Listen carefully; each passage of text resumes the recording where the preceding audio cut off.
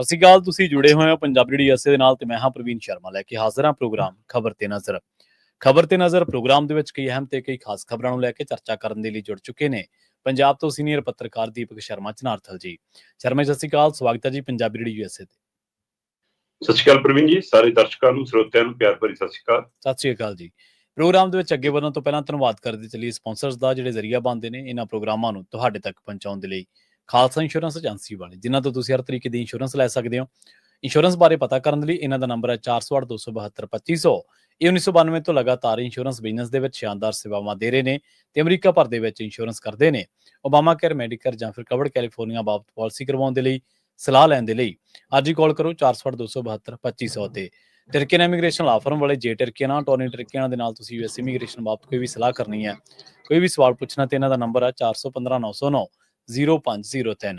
ਗੁਰਦੀਪ ਸਿੰਘ ਬਿਰਦੀ ਕਲੋਵਿਸ, ਮਨਦੀਪ ਸਿੰਘ, ਸੰਦੀਪ ਕੌਰ ਸੈਨ ਹੋਜ਼ੇ, Amrik Singh Atwal, Jarnail Singh Yuba city, Jind Kaur, ਅਨਾਇਤ Kaur ਵੇਕਰਸਫੀਲਡ, Mahinder Singh, Mahinder Kaur Mattu Yuba city ਤੇ Jarnail Singh Seattle ਤੋਂ। ਇਹਨਾਂ ਸਾਰੇ ਹੀ ਸਪਾਂਸਰਸ ਦਾ ਬਹੁਤ ਬਹੁਤ ਧੰਨਵਾਦ। ਤੇ ਜੇਕਰ ਤੁਸੀਂ ਵੀ ਪੰਜਾਬੀ ਡੀਐਸਏ ਦੇ ਇਹਨਾਂ ਪ੍ਰੋਗਰਾਮਾਂ ਨੂੰ ਸਪਾਂਸਰ ਕਰਨਾ ਚਾਹੁੰਦੇ ਹੋ ਤਾਂ ਸਟੂਡੀਓ ਦਾ ਨੰਬਰ ਹੈ 408-272-5200। ਅੱਜ ਦਾ ਇਹ ਖਬਰ ਤੇ ਨਜ਼ਰ ਪ੍ਰੋਗਰਾਮ ਸਾਲ 2025 ਦੀ 26 ਮਾਰਚ ਦਾ ਪ੍ਰੋਗਰਾਮ ਹੈ ਤੇ ਦਿਨ ਅੱਜ ਬੁੱਧਵਾਰ ਹੈ। ਖਬਰਾਂ ਦੀ ਸ਼ੁਰੂਆਤ ਕਰੀਏ ਪੰਜਾਬ ਬਜਟ ਤੋਂ। ਬਜਟ ਜਦੋਂ ਵੀ ਆਉਂਦਾ ਕਿਸੇ ਵੀ ਸੂਬੇ ਦਾ, ਕਿਸੇ ਵੀ ਦੇਸ਼ ਦਾ, ਤਾਂ ਲੋਕਾਂ ਦੀਆਂ ਨਜ਼ਰਾਂ ਹੁੰਦੀਆਂ ਸ਼ਰਮਾ ਜੀ ਕਿ ਬਜਟ ਦੇ ਵਿੱਚ ਕਿਹੜੀਆਂ ਚੀਜ਼ਾਂ ਤੇ ਰਾਹਤ ਦਿੱਤੀ ਗਈ ਹੈ, ਕੀ ਟੈਕਸ ਵੱਧ ਲਾਇਆ ਗਿਆ ਤੇ ਅਗਲਾ ਸਾਲ ਸਾਡਾ ਕਿਵੇਂ ਰਹਿਣ ਵਾਲਾ ਹੈ। ਬਜਟ ਤੋਂ ਤੈਅ ਹੁੰਦਾ ਕਿ ਉਸ ਰਾਜ ਦੇ, ਉਸ ਸੂਬੇ ਦੇ ਲੋਕਾਂ ਦੇ ਅਗਲੇ ਸਾਲ ਦੀ ਕਿਸਮਤ ਕਿਹੋ ਜਿਹੀ ਹੋਊਗੀ। ਪੰਜਾਬ ਬਜਟ ਦੀ ਜਦੋਂ ਗੱਲ ਕਰਦੇ ਹਾਂ ਤੇ ਆਪ ਮੁਹਾਰੇ ਗੱਲ ਇਹ ਕਾਹਤੋਂ ਆ ਜਾਂਦੀ ਹੈ ਸ਼ਰਮਾ ਜੀ ਕਿ ਹਾਲਤ ਕੰਗਲੇ ਵਾਲੀ ਤੇ ਗੱਲਾਂ ਰੰਗਲੇ ਵਾਲੀਆਂ। ਹਾਂ ਬਿਲਕੁਲ ਪ੍ਰਵੀਨ ਜੀ, ਤੁਹਾਡਾ ਸਵਾਲ ਬੜਾ ਵਾਜਬ ਤੇ ਫਿਕਰਮੰਦੀ ਚੋਂ ਹੈ ਕਿ ਬਜਟ ਪੇਸ਼ ਹੋਵੇ ਪੰਜਾਬ ਦਾ ਤਾਂ ਵੀ ਪੰਜਾਬ ਵਾਲਿਆਂ ਨੂੰ ਕੋਈ ਚਾਅ ਜਾਂ ਨਾ ਚੜੇ। ਜੀ। ਨਹੀਂ ਤਾਂ ਇਹ ਹੁੰਦਾ ਕਿ ਲੈ ਵੀ ਆਹ ਮਿਲ ਗਿਆ, ਆਹ ਕਰਤਾ, ਇਹ ਦੇਤਾ, ਇਹ ਹੋ ਗਿਆ। ਅਜਿਹਾ ਕੁਝ ਲੱਭਦਾ ਨਹੀਂਗਾ। ਮਤਲਬ ਅੰਕੜਿਆਂ ਦੀ ਖੇਡ ਤੋਂ ਇਲਾਵਾ ਉਸ ਬਜਟ 'ਚ ਕੁਝ ਨਹੀਂ ਸੀਗਾ। ਸਿਰਫ ਜੋੜ ਘਟਾ, ਜਮਾ ਪਲੱਸ ਗੁਣਾ, ਹੈ ਜਰਬਾ, ਬਸ ਇਹ ਜਿਹਾ ਕੁਝ ਦਿਖਾਉਣ ਦੀ ਕੋਸ਼ਿਸ਼ ਕੀਤੀ। ਕਿਤੇ ਵੀ ਕੋਈ ਉਹ 'ਚ ਤਜਵੀਜ਼ ਨਜ਼ਰ ਨਹੀਂ ਹੈ। ਚਲੋ ਆਪਾਂ ਕਿਸੇ ਹੋਰ ਤਰਕ 'ਚ ਨਾ ਪਈਏ। ਆਪਾਂ ਵਿੱਤ ਮੰਤਰੀ ਹਰਪਾਲ ਚੀਮਾ ਵੱਲੋਂ ਜੋ ਪੇਸ਼ ਕੀਤਾ ਗਿਆ, ਪਹਿਲਾਂ ਜੇ ਆਪਾਂ ਉਹਦੇ ਬਾਰੇ ਗੱਲ ਕਰੀਏ ਤਾਂ ਉਹਦੀ ਪੇਸ਼ਕਾਰੀ ਚੋਂ ਕਾਫੀ ਕੁਝ ਸਾਨੂੰ ਲੱਭ ਜੂਗਾ ਕਿ ਕੀ ਹੋਇਆ। ਮਤਲਬ ਜਦੋਂ ਉਹਨਾਂ ਨੇ ਅੱਜ ਲੰਘੇ ਕੱਲ ਬਜਟ ਪੇਸ਼ ਕੀਤਾ ਪੰਜਾਬ ਦੀ ਵਿਧਾਨ ਸਭਾ 'ਚ, ਤਾਂ ਉਹਨੂੰ ਸੁਣਦਿਆਂ ਹੋਇਆਂ ਉਹਨਾਂ ਦੇ ਜਿਹੋ ਜਿਹੇ ਐਲਾਨ ਸੀ ਕਿ ਇਸ ਵਿਧਾ ਲਈ ਇੰਨੇ ਕਰੋੜ ਰੱਖ ਲਏ, ਇਸ ਕੰਮ ਲਈ ਇੰਨੇ ਕਰੋੜ ਰੱਖ ਲਏ, ਇਸ ਕੰਮ ਲਈ ਇੰਨੇ ਕਰੋੜ ਰੱਖ ਲਏ, ਤਦ ਲੱਗਿਆ ਕਿ ਲੈ ਪੰਜਾਬ ਤਾਂ ਰੰਗਲਾ ਬਣਿਆ ਖੜਿਆ। ਹਾਂਜੀ, ਕਿ ਹੋਰ ਰੰਗਲੇ ਨੂੰ ਕੀ ਕਰਨਾ। ਹੁਣ ਤਾਂ ਰੰਗਲਾ ਸਕੀਮ ਵੀ ਲਿਆਏ ਕੱਲ ਵਾਲੇ ਬਜਟ 'ਚੋਂ, ਹੈ ਨਾ, ਤੇ ਇਸ ਲਈ ਕਿ ਕੋਈ ਮਸਲਾ ਹੀ ਨਹੀਂਗਾ। ਸੋ ਉਸ ਸਥਿਤੀ ਦੇ ਵਿੱਚੋਂ ਐਂ ਲੱਗਦਾ ਕਿ ਸਾਰਾ ਕੁਝ ਠੀਕ ਹੈ। ਪਰ ਜਦੋਂ ਅਸੀਂ ਇਹ ਦੇਖਦੇ ਹਾਂ ਕਿ ਕੁੱਲ ਬਜਟ ਪੇਸ਼ ਕਰ ਰਹੇ ਹੋ ਤੁਸੀਂ 2.36 ਲੱਖ ਕਰੋੜ ਦਾ, ਮਤਲਬ 2.5 ਲੱਖ ਕਰੋੜ ਤੋਂ ਘੱਟ ਵਾਲਾ ਬਜਟ ਆਇਆ ਇੱਕ ਤਰ੍ਹਾਂ, ਹੈ ਨਾ। ਸੋ ਪਰ ਪੰਜਾਬ ਦੇ ਸਿਰ ਤੇ ਕਰਜ਼ਾ 3.25 ਲੱਖ 4 ਕਰੋੜ ਤੇ ਪਾਰ ਹੈ, ਜਿਹੜਾ ਸਿੱਧਾ ਸਰਕਾਰੀ ਹੈ। ਜੇ ਓਵਰਆਲ ਮਿਲਾ ਲਈਏ ਤਾਂ 4.25 ਲੱਖ ਕਰੋੜ ਤੋਂ ਪਾਰ ਦਾ ਸਾਡੇ ਸਿਰ ਕਰਜ਼ਾ। ਜੀ। ਸੋ ਮੈਂ ਕੱਲ ਸਭ ਤੋਂ ਪਹਿਲਾਂ ਤਾਂ ਪੰਜਾਬ ਦੀਆਂ ਉਹਨਾਂ ਬੀਬੀਆਂ ਨੂੰ, ਵੋਟਰ ਬੀਬੀਆਂ ਨੂੰ ਝਟਕਾ ਲੱਗਿਆ ਜਿਹੜੀਆਂ 1100 ਰੁਪਇਆ ਉਡੀਕ ਰਹੀਆਂ ਸੀ। ਸਹੀ ਗੱਲ ਹੈ, ਬਿਲਕੁਲ ਸਹੀ ਹੈ। ਬੀਬੀ ਆਤਸ਼ੀ ਦਿੱਲੀ 'ਚ ਬੈਠ ਕੇ ਰੋਜ਼ ਰੌਲਾ ਪਾਉਂਦੀ ਆ, ਰੋਜ਼, ਕਿ ਜੀ ਆ ਦਿੱਲੀ ਵਾਲੀ ਸਰਕਾਰ ਜਿਹੜੀ ਨਵੀਂ ਬੀਜੇਪੀ ਵਾਲੀ ਬਣੀ ਆ, ਉਹ ਬੀਬੀ ਕੀ ਆ ਗੁਪਤਾ, ਉਹਦੇ ਵਾਲੀ ਸਰਕਾਰ, ਇਹ ਜੀ 2500 ਹੀ ਦੇ ਰਹੀਆਂ ਬੀਬੀਆਂ ਦਾ, 2500 ਰੋਜ਼ ਦੇ 3 ਵਾਰ ਉਹ ਇਹ ਮਾਲਾ ਜਪਦੀ ਆ, ਰੇਖਾ ਗੁਪਤਾ। ਫਿਰ ਪੰਜਾਬ ਵੀ ਮਾਲਾ ਜਪੂਗਾ ਕਿ ਭਾਈ ਕੇਜਰੀਵਾਲ ਵੀ ਸਾਨੂੰ ਕਹਿ ਕੇ ਗਿਆ ਸੀਗਾ। ਜੇ ਉੱਥੇ ਮੋਦੀ ਕਹਿ ਕੇ ਆਇਆ ਤੇ ਉਰੇ ਕੇਜਰੀਵਾਲ ਕਹਿ ਕੇ ਗਿਆ ਸੀਗਾ ਕਿ ਹਾਂ ਦਵਾਂਗੇ। ਉਹ 100 ਰੁਪਇਆ ਉਹ 'ਚ ਭਗਵੰਤ ਮਾਨ ਨੇ ਪਾਇਆ ਸੀ ਆਪਣੀ ਜਵਾਕੜੀ ਜੰਮਣ ਵਾਲੀ ਖੁਸ਼ੀ ਦੇ ਵਿੱਚ, ਕਿ ਲਓ 1100 ਕਰਤਾ, ਤੇ ਉਹ ਮੁੜ ਕੇ ਕਿੱਥੇ ਗਿਆ ਭਾਈ? ਉਹ ਅਜੇ ਤੱਕ ਨਹੀਂ ਮਿਲਿਆ। ਸੋ ਇਹ ਚੌਥਾ ਬਜਟ ਹੈ ਤੇ ਉਹਦਾ ਆਖਰੀ ਬਜਟ ਆਉਣਾ ਹੁਣ ਇਸ ਸਰਕਾਰ ਦੇ ਕਾਰਜਕਾਲ ਦੇ ਦੌਰਾਨ ਦਾ। ਉਹ ਤੋਂ ਬਾਅਦ ਨਵੀਂ ਚੋਣ ਤੋਂ ਬਾਅਦ ਜਿਹਦੀ ਮਰਜ਼ੀ ਸਰਕਾਰ ਆਵੇ। ਸੋ ਇਸ ਸਥਿਤੀ ਦੇ ਵਿੱਚ ਸਭ ਤੋਂ ਵੱਡਾ ਝਟਕਾ ਤਾਂ ਬੀਬੀਆਂ ਨੂੰ ਲੱਗਿਆ। ਫਿਰ ਕਹਿੰਦੇ ਜੀ ਕਿ ਅਸੀਂ ਬਜਟ ਦੇ ਵਿੱਚ 150 ਕਰੋੜ ਰੱਖ ਲਿਆ ਜੀ, ਮਤਲਬ ਕਿ ਨਸ਼ੇ ਦੇ ਖਿਲਾਫ ਜਨਗਣਨਾ ਕਰਨੀ ਆ। ਅਸੀਂ ਕਹਿੰਦੇ ਜੀ ਬਕਾਇਦਾ ਤੌਰ ਤੇ ਨਸ਼ੇ ਤੇ ਸਾਡਾ ਫੋਕਸ ਹੈ, ਅਸੀਂ 150 ਕਰੋੜ ਖਰਚ ਕੇ ਜਨਗਣਨਾ ਕਰਨੀ ਹੈ। ਕੋਈ ਮੇਰੇ ਨਾਲ ਸਾਥੀ ਗੱਲ ਕਰ ਰਿਹਾ ਸੀ, ਕਹਿੰਦਾ ਕਿ ਭਾਜੀ ਜਿਹੜੇ ਪੰਜਾਬ 'ਚ ਲੋਕ ਨਸ਼ਾ ਵੇਚਦੇ ਆ, ਨਸ਼ਾ ਕਰਦੇ ਆ, ਨਸ਼ਾ ਜਿਹਨਾਂ ਤੋਂ ਫੜਿਆ ਜਾਂਦਾ, ਉਹ ਚਲੋ ਟੁੱਟਵਾਂ ਹੋਊ ਕਰਕੇ ਰਿਹਾ। ਕਹਿੰਦੇ ਕੋਈ ਜ਼ਮਾਨਤ ਤੇ ਆ ਗਿਆ, ਕੋਈ ਅੰਦਰ ਚਲਾ ਗਿਆ, ਕਿੰਨੇ ਫੜ ਲਏ ਕਿੰਨੇ ਨਹੀਂ ਫੜੇ, ਉਹਦਾ ਹਿਸਾਬ ਕਿਤਾਬ ਕਰਨ ਲਈ ਚਲੋ ਜਨਗਣਨਾ ਹੋਊਗੀ।